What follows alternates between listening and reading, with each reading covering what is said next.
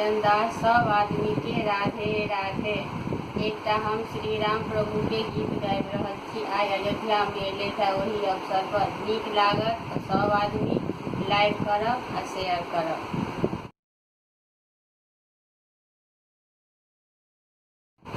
सब आदमी कहियो जय श्री राम।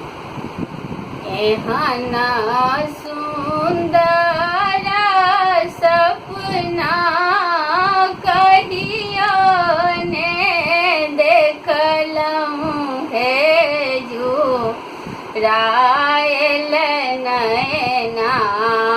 एहन सुंदर सपना कहियो ने देखलहुँ हे जुड़ायल नैना।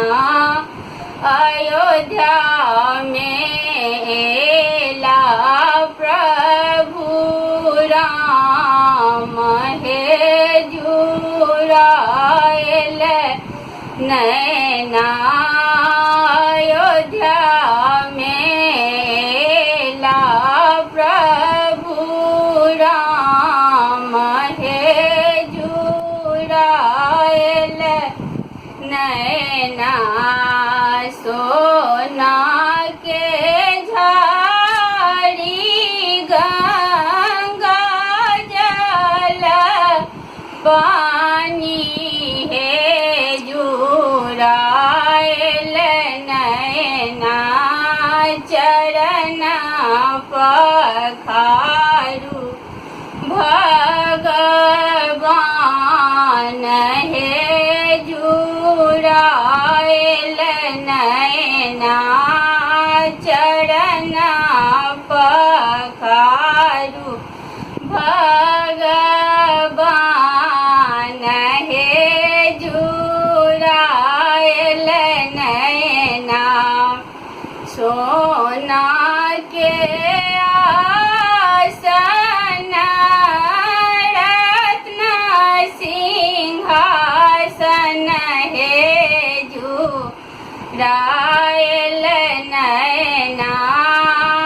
आसन लगाऊ भगवान हे जुड़ायल नैना। एहन सुंदर सपना कहियो ने देखलहुँ हे जुड़ायल नैना। अयोध्या में एला प्रभु राम हे जुड़ायल नैना। सोना के थाली में छप्पन मेवा हे जुड़ायल नैना। भोग लगाए श्री भगवान हे जुड़ायल नैना। भोग लगाए श्री भगवान हे जुड़ायल नैना। सोना के किस्ती में पान सुपारी हे जुड़ायल नैना। ओठ रंगाए स्वामी प्रभु राम हे जुड़ायल नैना। एहन सुंदर सपना कहियो ने देखलहुँ हे जुड़ायल नैना।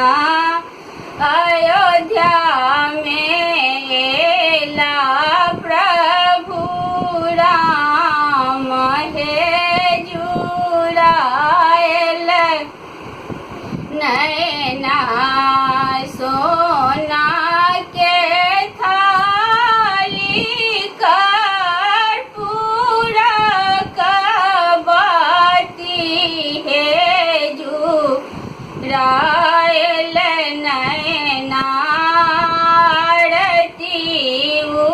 उतारब प्रभु राम हे जुरायल नैना आरती उतारब स्वामी राम हे जुरायल नैना आरती उतारब श्री राम हे जुरायल नैना।